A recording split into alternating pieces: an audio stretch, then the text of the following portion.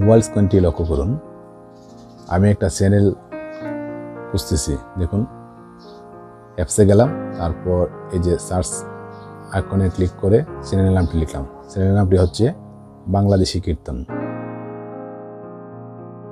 দেখুন, চ্যানেল নামটি লিখে আমি সার্চে ক্লিক করলাম।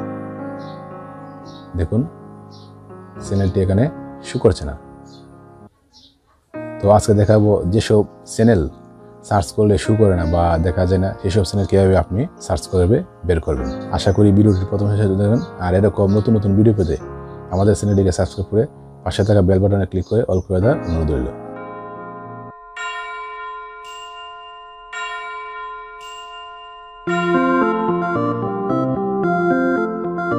চ্যানেলটি খোঁজার জন্য প্রথমে আমি ইউটিউব অ্যাপসে ঢুকবো। এরপর যে চ্যানেলটি খুঁজতে চাই সেই চ্যানেলটির নামটি লিখবো। দেখুন, সার্চ অপশন থেকে আমি নামটি লিখতেছি বাংলাদেশি কীর্তন। এবার এই যে সার্চ আছে, সার্চ বাটনে একটা টাচ করব। দেখুন, এরপর এই যে এখানে লক্ষ্য করুন, কর্নারে উপরে ডান দিকে কর্নারে 3টা ডট আছে। এই 3টা ডটে ক্লিক করব। দেখুন, 3টা ডটে ক্লিক করার পর এখানে 2টা অপশন এসেছে। একটা হচ্ছে ফিল্টার্স, একটা হচ্ছে হেল্প অ্যান্ড ফিডব্যাক। আমি ফিল্টারে টাচ করব। দেখুন, ফিল্টারে টাচ করার পর 1টা 2টা 3টা 4টা অপশন দেখা যাচ্ছে। প্রথমটা হচ্ছে শর্ট বাই, এরপর হচ্ছে টাইপ, এরপর হচ্ছে আপলোড ডেট, এরপর হচ্ছে ডিউরেশন। তো আমি এখান থেকে টাইপ, এই যে টাইপের এখানে আছে যে অল লেখা, এখানে টাচ করব।